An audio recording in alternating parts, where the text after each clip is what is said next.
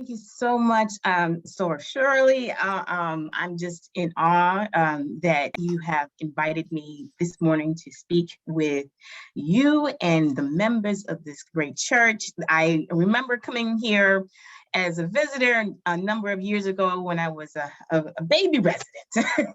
And I know Shirley has watched me in chapter as I have grown in my leadership in our community and been able to watch and observe her eloquence in navigating the kinds of waters when we all have the shared vision of uplifting our people, but different strategies. And I can imagine members of this great congregation understand that more intimately than many folks in the community writ large. Again, my name is Representative Jamila Taylor. I now have to put that representative at the front of it. And it's just, it's one of those journeys where I never imagined that I would be here, in particular in the Northwest, okay? So I want to also introduce other members of the Legislative Black Caucus. And then I have a quick little video for Black History Month, and then I'll share with you some of my comments this morning. So we'll go into the first video real quick.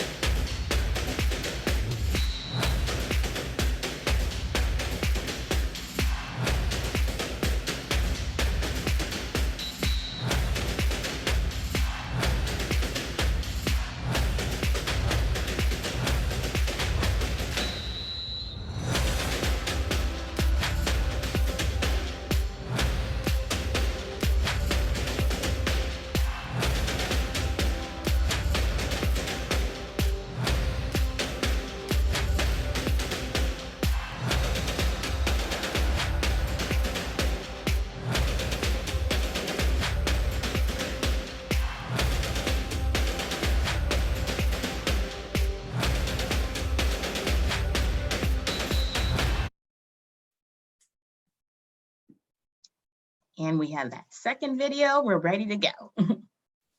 Amen. Just give me 1 second. No worries. It's a beautiful day. I just want to make sure I share this Black History Month selection from the LBC as well. Amen.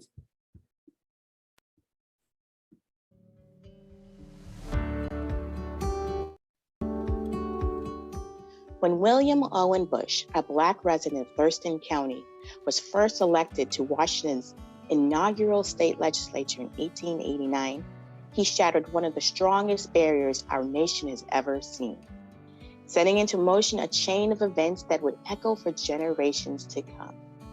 A farmer by trade, Representative Bush introduced and helped pass the state's first Civil Rights Act in 1890. Prohibiting racial discrimination in public accommodations, like public transportation, theaters, and restaurants, decades ahead of the rest of the nation. Representative Bush even helped introduce the legislation that laid the groundwork for establishing Washington State University. Although he may have been first, he would not be the last. Over the next century and a half, our numbers and our impact continued to grow. Next, with Representative John H. Ryan, who served his community in both the House and Senate to build an economy that served all families. And Representative Charles M. Stokes and Samuel J. Smith, leaders in the fight for civil rights and fair housing.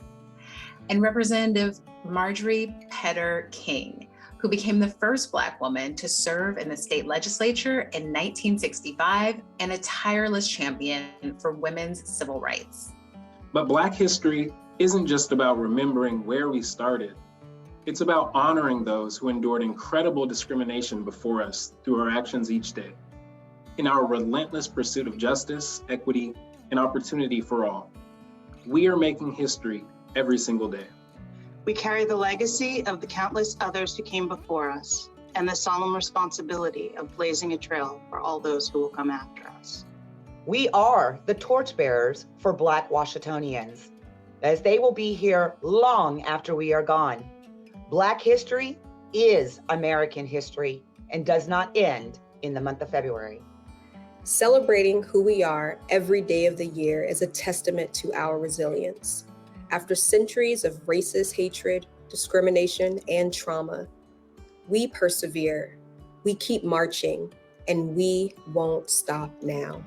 Today, the members of Washington's Legislative Black Caucus are fighting to improve access and equity in healthcare, to help our families and communities fully participate in an inclusive economic recovery, to repair communities through critical criminal justice reform, and to promote justice and equity for all.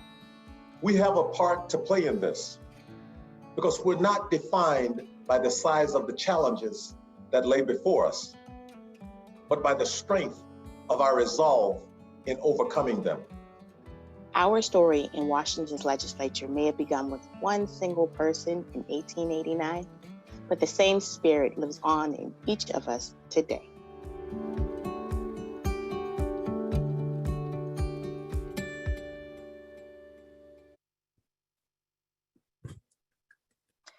Thank you. Thank you for allowing me to share those videos with you and to know that this journey, I'm not on it all by myself. I'm here not as the lone legislative Black person, a single Black person in the legislature. There have been times, in fact, with Senator Lovick, he was here alone for many, many years. And now that we have 10 members of our Washington State's legislature, our influence is beyond measure. It's important to recognize the work that you as a community have done over the years that got us to this place. So it's this kind of work that not only makes us proud as a community, but also is a responsibility that we pull back into community and work through all the challenges that sometimes outsiders don't understand, or they simply want to work against and don't want to share in the richness that is our future Washington.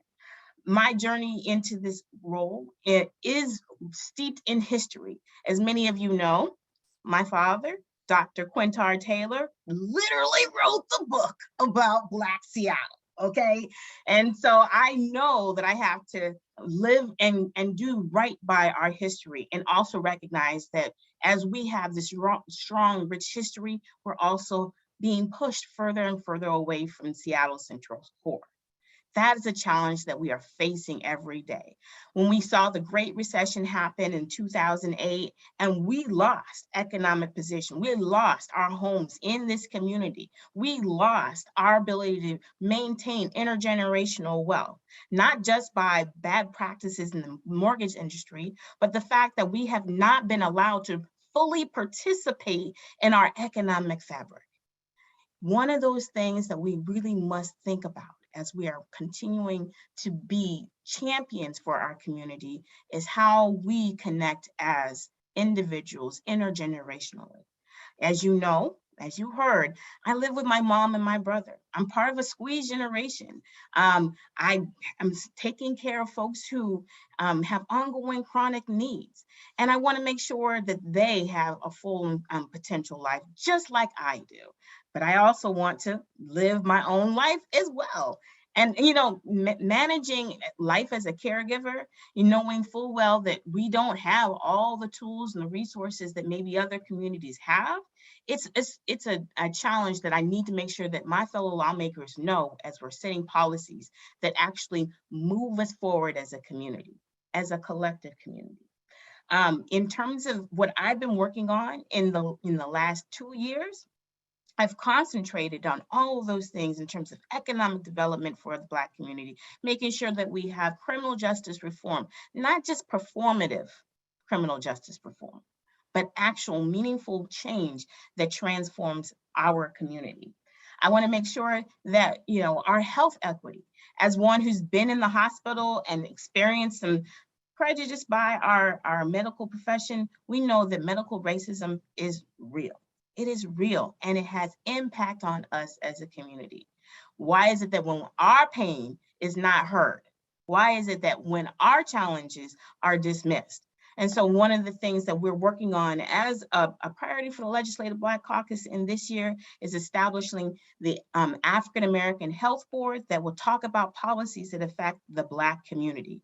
Establishing the flagship station with the Harriet Tubman Center, Community Health Center, where we'll have hubs all across the state, much in the way we see CMAR Community Health Center and the Indian Health Centers that are across the state as well. Our community needs those supports, but it's because we're inside fighting the fight. Can you imagine some of the conversations that we're having that they're just a little bit too real for the public to understand? When we think that our fellow Democrats, for example, sometimes you're punching in the air, our fellow Democrats are as progressive as we want, but sometimes don't understand that some of their policies are harmful as well. And so that constant conversation and that constant level of, iron sharpening iron ensures that these policies move forward. But I also know that my fellow Republicans, that Republicans on the other side are also interested in repairing harms that the community has faced as well. So we hold them accountable to the policies that they are trying to put forth as well. We are all in this together. We are all in this together. And so, I don't want to talk at everyone in terms of like our history and what we're doing in the Legislative Black Caucus with the 10 members. I mean, think about it. 5 of our 10 members actually are in districts that are considered swing districts. And now these some of these districts are majority minority, like the 30th district in South King County is majority people of color, okay?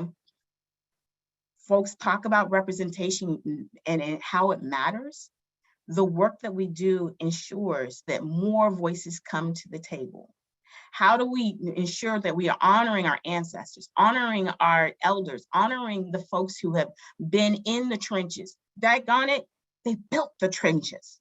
They built the White House. They built this country. How do we honor their legacy and their struggle and their denial of their full participation if we don't listen, don't engage, and don't understand how our history shapes our future? As the only historically Black college and university HBCU graduate in the legislature, how do I ensure that the opportunities that I was afforded going to the East Coast can be brought to bear here? Some of our young folks have never experienced the HBCU life or the critical mass of being in a Black community, except for social interactions in the church, their social interactions when we have the mentoring programs at the Urban League or with the Black Greek organizations and our social clubs. And what is the center of our community? What is community nowadays? And how can we set policies that make sure that our communities stand strong wherever it exists within Washington state? Because if you imagine, we have one lawmaker who's Black, who's in Seattle, but all of us are up and down the Western I-5 corridors, Snohomish County, Pierce County. And so when we're thinking about how we set policies, where are we? How do we stay in the communities that we are in now? When I was working the Youth Violence Prevention Initiative, I noticed that a lot of the young people, they literally lived in South King County, would come into Seattle for school. So that means that they might be on an hour-long commute, 2-hour-long commute on a bus each way to participate in their best educational options, and then their best after-school options, and then go back home. How do we make sure that those resources as our support are put in the communities where they are now? And how do we make sure that they stay in the community they so desire, but also be able to explore the world, be able to go learn more about what's going on around the world and come back and bring those resources, that worldly knowledge here. I mean, can you imagine if we send a cohort of our kids to Ghana, Nigeria, South Africa, and bring that worldliness here? As we are growing our African community, African immigrant community, how do we ensure that the folks of the African descendants of African slaves don't get lost in the shuffle as well? Folks who immigrated here not by choice, not by choice. Okay, so how do we ensure that we're not divided in our community as Black people, Again, this is just, I'm going to go into a whole lot of things this morning. And I don't want to go too far afraid in church service, but I get so excited being able to talk to people who understand the struggle, who understand how difficult the policies and the politics in progressive Northwest have actually been. That we actually have had redlining here. We've actually had, institutional prejudice that has denied us our full participation. Again, we are demanding our full rights to be as part of this community, and that we have shared values amongst not only other Black folks in the community who may not be from here, new immigrants in terms of from other parts of the country. They're brought here for work opportunities and they want to stay here because there's so many great things that are happening in the Great Northwest. But how do we ensure those who've been here also able to participate? How do we ensure that those who've been funneled into our criminal justice system are able to return to the community in a full and complete way, especially when they have completed all terms of their sentence, have completed all terms of redemption? Black folks are about redemption. We know redemption. We know forgiveness in ways that other communities may not. How do we share that in policies? How do we make sure that we forgive ourselves for the harm sometimes we cause on ourselves? This is a difficult place in the nuance of, being a leader and a community member who's hearing the challenges and struggles that seem to never end. But we are at the table. Not only are we at the table, we are rebuilding the table. We're rebuilding the house. Again, we built the trenches. Why aren't we building the table that we all now get to eat at? I'm open to questions. I don't want to just talk at you. If you have questions, put them in the chat and we can talk. This is a dialogue. I'm just so thankful that the history that we have here, and folks don't really understand that we are a part of the foundation of building this state. 1889, we've been in our legislature.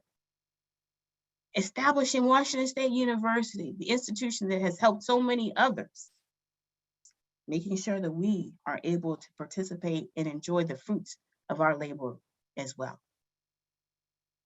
Do I have any questions? So one of the things that I want to make sure that I share in terms of the work I've done recently.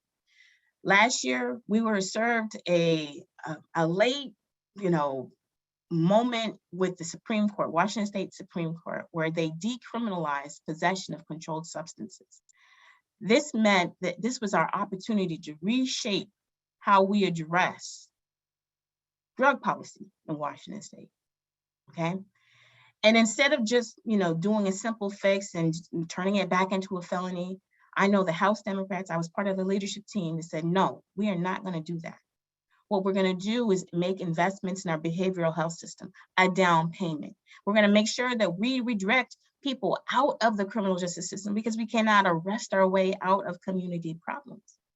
We have to work in a different direction, and it's staying at the table when we're behind the scenes and having those critical and sometimes difficult conversations that still continues. I have some emails that I need to send this afternoon to some of my colleagues. But so those difficult conversations about what kind of harm in terms of our policy is continuing to leave people behind. Have those real conversations, and not just when it's time to testify, not just when it's time to stand up when a new building is made in our honor. Like, we need the resources. We need to be managing those resources as well. Okay. So with that, the work with Blake, we were able to do some monumental, and amazing work to reshape our behavioral health system so that folks don't have to call police as the #1 response to a behavioral health crisis, mental health crisis, a substance use crisis. We're building out the 988 system, which is the alternative to 911. With more than 50% of our calls to 911 are for behavioral health problems. Thinking about how when you're on the bus system, you have de-escalators. These are folks who can help, calm the situation on a bus if someone's using drugs on the bus. How do we, redirect folks who have been a challenge? I want to use public transit, but I want to be safe using public transit. How do we ensure that we expand opportunities for young people? Options and opportunity. So bringing CL youth violence prevention work, where the kids were getting into mentoring programs, apprenticeship programs, job internships, all kinds of activities, behavioral health, expanding those hubs into South King County, Pierce County, Yakima, Vancouver, Washington, and beyond, where our young people can find another way, options and opportunity. Making sure that we have community reinvestment with a bill 1827, community reinvestment from the cannabis money, okay? Now, we might have particular viewpoints about cannabis, but it's legal in Washington State. But who's benefiting off of it? Who's benefiting? And so a down payment and reinvesting in community, $125 million down payment. Advocates from community made sure that that's where we're starting, where you have civil legal aid to help folks clear their criminal record, making sure that we have down payment assistance and work to help build up intergenerational wealth for the Black community and communities most harmed by those policies, making sure that we have youth violence prevention programs and other violence prevention programs, and so many other things in these community reinvestments that we must do. We must do. We must. I just want to make sure that you have access to us as Legislative Black Caucus. I'll put in the chat the link to the LBC newsletter. Please sign up to get the newsletter. We're about to do another post. Please check out our fellow legislators as they're going around community and talking about their legislative accomplishments, because that's our community accomplishments. If you think about it, our LBC members, we're not a monolith, just like the Black community is not a monolith. We've got attorneys, we got small business owners, we got retirees, grandmas, new parents. I mean, my seatmate's young enough to be my son. I'm at that age now, but I love it. I love it because that means we have generations talking to each other, so parents, grandparents, aunties, caregivers, that perspective that we know can change the entire dynamic of building up and supporting community. This is not just about investments and tax breaks. This is about truly building up the community in ways that we know builds up the family, builds up the way we interact with each other, that truly means that redemption is part of our future. So I'll just stop there. I'll just stop there because, we could be here all day, and I know this is not one of those kinds of services, but but certainly I hope you reach out to us, follow us on Facebook, and ensure that your voice is heard. We're going to have opportunities throughout the year, not just during session, because we're in a short session right now. We're about to wrap things up, and I really want to deliver for the community, for the Black community. I really want to deliver it, but I also know that you have to hold me accountable. And those are difficult conversations that we have amongst us. And that work, again, the iron sharpening iron, only uplifts us all. So I appreciate your support. I appreciate your ideas. And I know that you watched this process. It may seem like, on the surface that we have, made it easy. It is not easy. It's simple, but not easy. Simple, bring us to the table, keep us at the table, and make sure that that table feeds everyone. Thank you so much.